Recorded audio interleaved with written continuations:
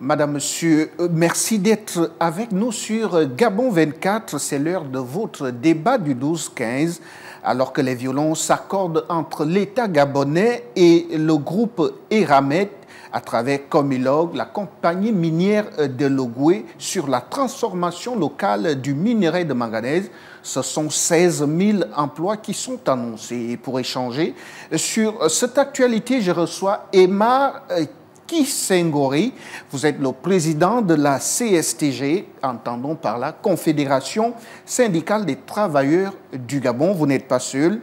Avec vous, Francis Mayaga Mikolo, conseiller technique du ministre des Mines. Bienvenue à vous deux sur le plateau de Gabon 24. Merci. Nous vous remercions pour l'opportunité. C'est notre devoir. Alors, selon les informations qui ressortent de la rencontre entre le président gabonais Brice Clotaire Oligui Nguema et le groupe Eramet, rencontre qui s'est tenue d'ailleurs à OIM dans la capitale provinciale du Wellington, les deux parties se sont accordées quant à la transformation locale du minerai de manganèse. Mais on voudrait déjà savoir d'entrée de jeu, quand on parle de transformation, là, il s'agit de quelle quantité? Merci pour votre question. Depuis ma mort, il faut dire que la filière manganèse au Gabon est constituée de 4 opérateurs principaux.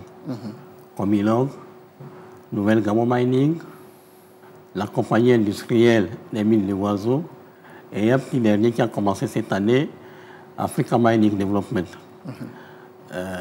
Dans ce panorama, Comilog occupe la première place, bien sûr, avec près de 70% de la production gabonaise de manganèse. Et pour revenir à la transformation, la mesure du chef de l'État qui a été annoncée le 30 mai 2025, il s'agit pour nous maintenant de la mettre en œuvre. Étant entendu que des frémissements de transformation avaient déjà été démarrés il y a une vingtaine d'années, il s'agit aujourd'hui d'accélérer ce processus qui est en droite ligne de la vision minière africaine qui a été adoptée par les chefs d'État et du gouvernement en 2009. Alors, pour revenir au cas du Gabon, de quoi il s'agit quand on parle de transformation locale? Il s'agit simplement d'apporter de la valeur ajoutée aux produits bruts. Le minerai, lorsqu'il est produit, celui de Comilog, il est produit à 42%. L'objectif, c'est de vendre l'aller à un produit qui soit entre 70, 80 et 100% de manganèse. Donc, l'aller plus vers la pureté du manganèse. Et ce sont ces produits-là qui trouvent plusieurs applications dans certaines industries. Ça peut être l'industrie des véhicules électriques, l'industrie des énergies renouvelables et l'industrie de l'acier, et effectivement. Et on est en plein aujourd'hui avec tout ce qui est réduction des effets de serre pour réduire aller vers, comme je dis, une réduction du réchauffement climatique. Ok, et Marc Kisengori, vous qui êtes le président de la Confédération syndicale des travailleurs du Gabon, on parle là de 16 000 emplois. Vous êtes ici justement pour défendre déjà les droits des travailleurs, mais quand on parle de 16 000 emplois, est-ce que vous êtes à mesure, est-ce que votre confédération syndicale a des outils pertinents qui lui permettent de défendre les employés du secteur des mines comme ceux de Comilog? Merci. Alors, effectivement, nous sommes là pour défendre cet aspect du sujet lié à la transformation, notamment les emplois, donc les ressources humaines. 16 000 emplois, nous sommes emmenés à nous poser une première question dans un premier temps. Ces 16 000 emplois, est-ce que ce sont des emplois existants, y compris les emplois existants aujourd'hui au sein de la Comilog, sachant que c'est la Comilog qui a signé cet accord et qu'au sein de la Comilog, il y a déjà une transformation qui est effectuée.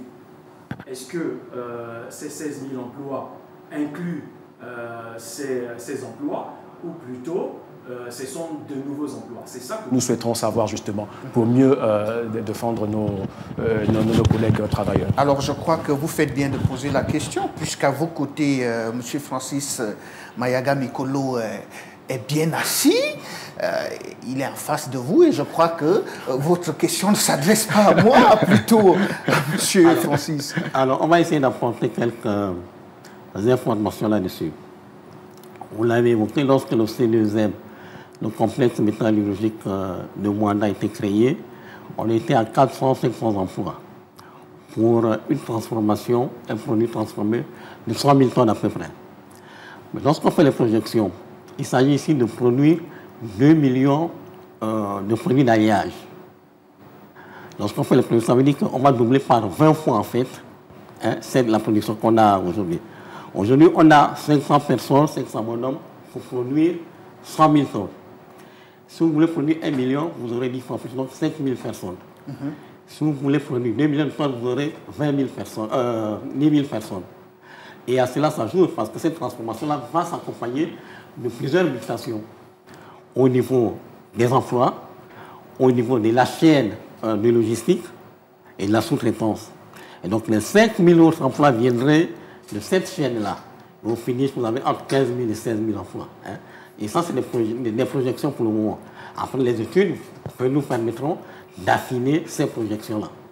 Alors, monsieur Kessingori, qui représente les travailleurs de façon générale sur ce plateau, voudrait savoir, avec tout le monde d'ailleurs, quand on parle de 16 000 emplois, est-ce que la date de ces 16 000 emplois est fixée à 2019, à janvier 2029, autant pour moi, monsieur le conseiller?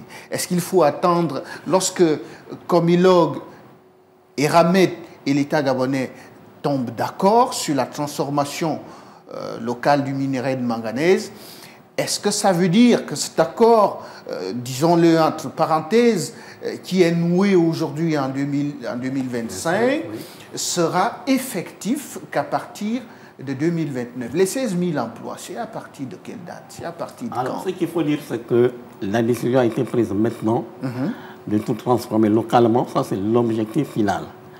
À partir d'aujourd'hui jusqu'en 2029, on a à peu près 3 ans et demi pour travailler sur la faisabilité, la réalisation de cet objectif.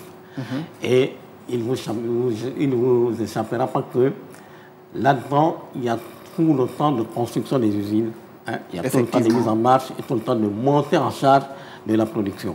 Hein.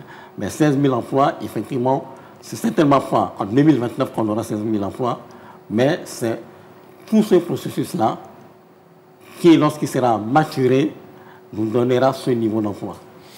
Alors, M. Aymar, aujourd'hui, c'est vrai qu'on fait un focus sur les 16 000 emplois à venir, mais quand on parle de transformation du manganèse, il y a le complexe métallurgique de Mwanda, le C2M. Est-ce que vous avez connaissance de la situation professionnelle des employés qui travaillent dans ces usines pour peut-être mieux affûter vos âmes de défense des droits des travailleurs pour les 16 000 travailleurs prochains qui vont arriver? Parce qu'il y a déjà une transformation, telle que le conseiller l'a illustré ici, qui se fait, qui est en cours à Mwanda. D'accord. Nous émettons des réserves. Je préfère vous le dire d'entrée que nous émettons des réserves. Il y a peut-être un bémol. 16 000 prochains emplois, je voudrais bien, mais il faut qu'on sache clairement. 2 millions de tonnes d'alliage, est-ce que c'est exactement la quantité d'alliage ou c'est plutôt, il faut que ça soit clair, le tonnage 2 millions de tonnes brutes qui seront transformées en alliage? Si ce sont 2 millions de tonnes brutes qui seront transformées en alliage, aujourd'hui, c'est ce qui se fait exactement. C'est ce qui se fait aujourd'hui exactement. Alors, si c'est plutôt 2 millions de tonnes d'alliage, c'est-à-dire on obtiendra 2 millions de tonnes, on prend l'alliage, on pèse, on a 2 millions de tonnes, à partir de ce moment, oui, c'est une croissance. Et donc, si c'est cela, il faut alors qu'on évolue dans les installations, comme vous l'indiquez, il faut alors qu'on évolue dans les installations. Alors, dans les installations, les usines avaient été conçues pour produire 65 000 tonnes de silicomanganèse. 65 000 tonnes de silicomanganèse. Avec un manganèse à haute teneur, 2 millions de tonnes, 65 000 tonnes, on n'est pas loin. On n'est pas loin à rajouter à ce qui se fait dans l'usine à côté, parce qu'il y a une usine à côté, le complexe industriel de Manda, où on fait aussi de l'aglo. Donc, globalement, si c'est 2 tonnes de manganèse brute à transformer en alliage, c'est la production, 2 millions de tonnes de manganèse brute à transformer en alliage, c'est la production aujourd'hui du CIM et du C2M. Alors, pour les emplois à venir, 16 000 emplois créés, très bien, c'est ce que nous attendons, mais qu'on nous dise 16 000 emplois, combien d'ouvriers, combien d'ingénieurs, combien de techniciens, on aimerait bien toute cette transparence autour pour que les Gabonais puissent se projeter, pour que les émulations puissent se créer, pour pouvoir occuper ces emplois, sachant qu'il y en a déjà qui sont déjà dans des centres de formation, à l'école des mines et un peu partout, et même hors du pays, il y en a qui se forment dans le domaine de la transformation. Monsieur le conseiller, la question vous est renvoyée. Oui, ça veut dire, quand on parle de 16 000 emplois, quels sont les profils? Est-ce que, même au niveau de la formation de ces profils, est-ce qu'on peut se référer à l'école de Mwanda? Est-ce qu'il faut appeler la matière grise gabonaise qui est à l'étranger aujourd'hui, ou bien on se référera à la main-d'œuvre étrangère? Alors, je voudrais d'abord revenir sur le taux de transformation, tel qu'il a évoqué. Le C2M a été conçu pour transformer à peu près 6% de la production de minerais bruts de Comilog. Très insignifiant. Voilà. Il a dit 65 000 tonnes de silicomanganèse et 20 000 tonnes de manganèse métal. C'était les prévisions.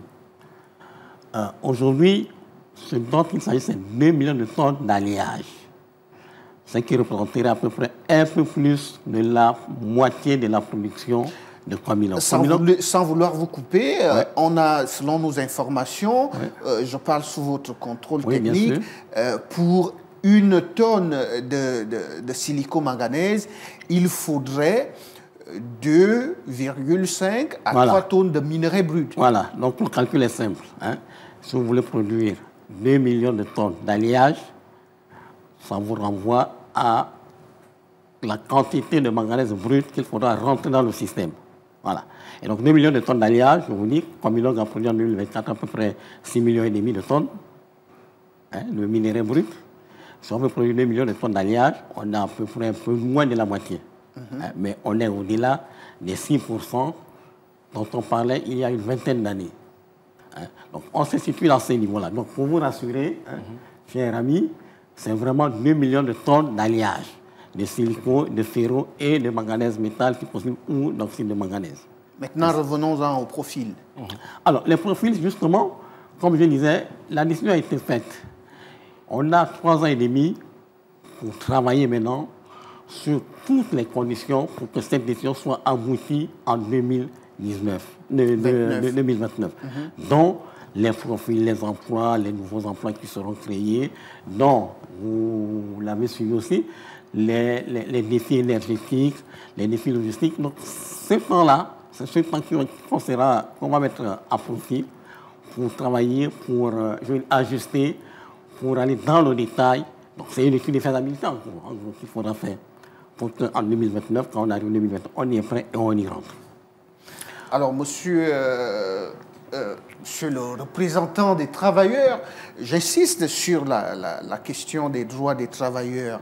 Est-ce qu'au sein de votre confédération, puisque ce n'est même pas une seule structure syndicale, vous parlez là d'une confédération syndicale, est-ce qu'il y a les travailleurs de Comilog sur la partie transformation du minerai qui sont affiliés à votre organisation et qui vous remonteraient certaines injustices ou certains abus au sein de leur corporation, au sein de leur entreprise, je veux dire?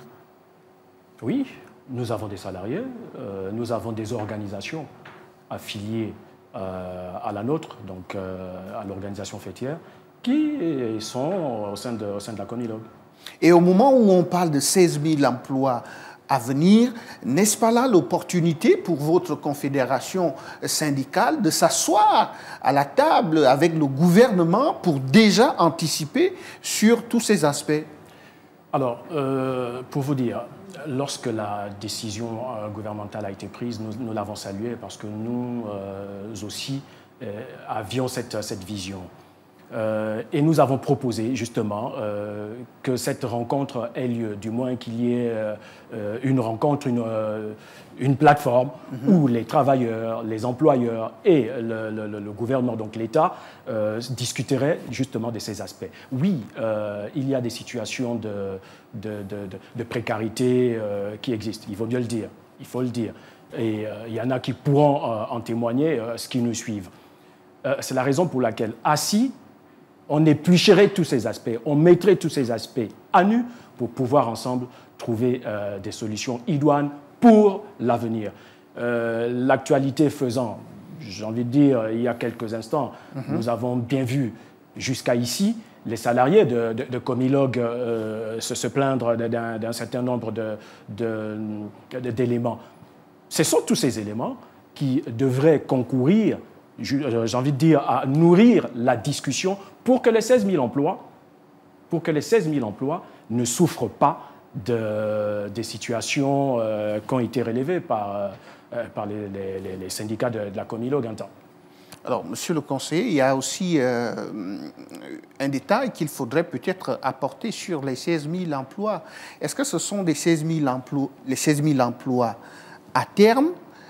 Ça veut dire, quand on parle de 2029, l'interdiction de l'exportation du minerai à l'état brut, est-ce que ça veut dire qu'en perspective, on ira au-delà des 16 000? Certainement, parce que j'aimerais souligner que l'enfant de Comilog aujourd'hui, qui a trouvé un accord pour accompagner le gouvernement dans la mise en œuvre de cette décision.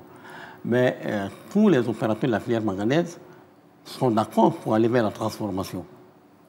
Les trois autres opérateurs sont d'accord pour y aller. Et donc, 16 000 emplois, c'est Comilog. Mais au fur et à mesure, bien sûr, qu'on augmentera, qu'on montera en charge du taux de transformation, bien sûr que les emplois se créeront. Et donc, pourront être augmentés. Et ajouter à cela les emplois qui seront créés par d'autres opérateurs de la filière manganèse dans le cadre de la transformation. Monsieur Emma, vous vouliez rebondir? Je voulais intervenir pour dire, en rapport avec les mots, les mots qui pourraient, ou que les prochains travailleurs pourraient vivre. Alors, il faut quand même faire un distinguo entre ce qui est direct et indirect. Ce qui sont purement Comilog, ils ont un traitement. Ce qui sont dans les structures autour de Comilog, notamment la sous-traitance et autres, eux aussi ont un traitement. Et il faut arriver à faire en sorte que les sous-traitants, autant que les salariés Comilog, soient traités à la même enseigne, que les conditions soient les mêmes à partir du moment où tous travaillent dans les mêmes installations. C'est évident ce que vous dites, c'est pertinent ce que vous dites, mais je dois quand même rappeler sur ce plateau que monsieur le conseiller technique du ministre des Mines n'est pas un agent de Comilog, n'est pas un agent d'Eramet. Je crois que vos propos s'adressent bien évidemment aux responsables administratifs de Comilog, bien évidemment. Nous sommes à la télé. J'espère qu'ils vous regardent. Nous sommes à la télé, donc c'est de ça dont il est question. Je voulais bien en embrayer là-dessus et puis remercier le conseiller pour la précision. C'est exactement 2 millions de tonnes d'alliage, donc ce qui correspond à peu près à 5 millions de tonnes de manganèse brute. À peu près ce qui se fait exactement aujourd'hui à Comilog. Est-ce que ça, si on parle de 5 à 6 millions de tonnes, et qu'on voit que l'État gabonais veut renforcer, ce n'est pas l'État gabonais, que Comilog, la politique de productivité de Comilog veut être revue à la hausse, est-ce qu'on est là à comprendre que 2029, ce ne sera pas l'arrêt définitif de l'exportation du minerai brut. Comment on fait pour transformer toute cette production sur le plan local? Est-ce que l'accord de Comilog tient sur la production totale de Comilog ou sur une partie de la production? Alors, je voudrais dire que normalement cet accord-là qui a été fait, encore une fois, c'est pour que les deux parties, en 2029, arrivent à ce qui est la transformation totale de la production de la Comilog ou du Gabon en général. Maintenant, les études nous diront si on va y aller à ce niveau-là ou pas. Mais d'autres, déjà, comme je vous ai indiqué, il y a des défis. Énorme. Il y a les défis énergétiques qui sont énormes, il faut beaucoup d'énergie. Il y a des défis, on en a parlé, de la main-d'œuvre, il faut la former. Il faut qu'elle soit prête dans 3 ans. Il y a des défis au niveau peut-être du renforcement des capacités, je l'ai dit, de toute la chaîne, de tout l'écosystème autour qui doit accompagner ce processus-là. Voilà. Mais l'essentiel est de le commencer. Et lorsqu'on arrivera en 2029, on fera le point, mais ce qui est sûr, c'est qu'en 2029, on y sera, de plein pied. Et là, on ne pourra plus reculer. On ne pourra plus reculer. On ne pourra qu'avancer, en fait. Merci, conseiller, et merci de me redonner la parole. Voyez-vous, c'est tout l'intérêt, justement, d'avoir accepté de venir discuter un peu de ce sujet.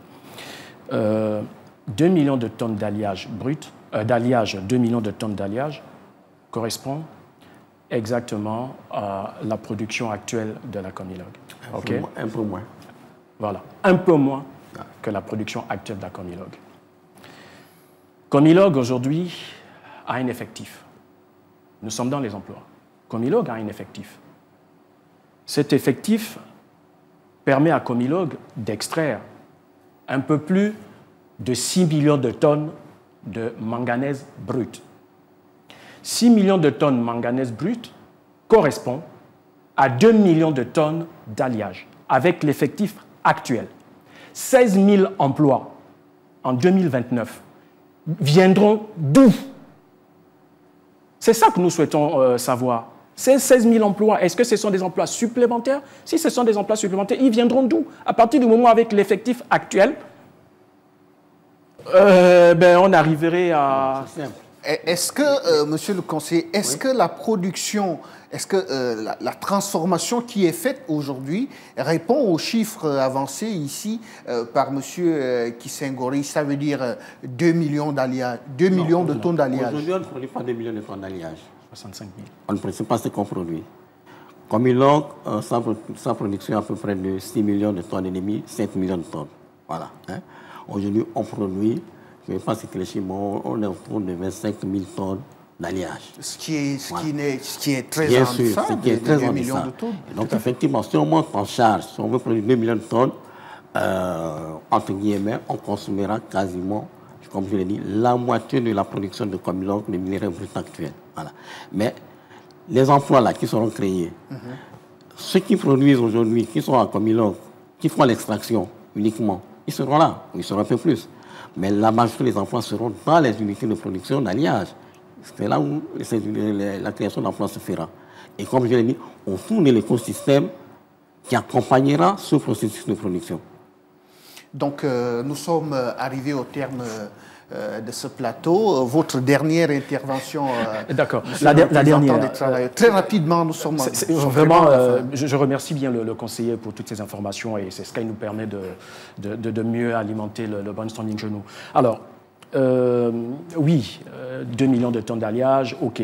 Prévu 65 000, on fait un peu moins. D'accord. Les installations sont là. Je vais dire, les usines sont là. Est-ce qu'on nous dira que d'ici à 2029, il y a un four supplémentaire qui sera créé? Parce que les 2 fours qui existent aujourd'hui au C2M sont prévus pour 65 000 tonnes de manganèse. Est-ce que le gap pour atteindre les 2 millions, est-ce que c'est d'autres installations qui seront construites?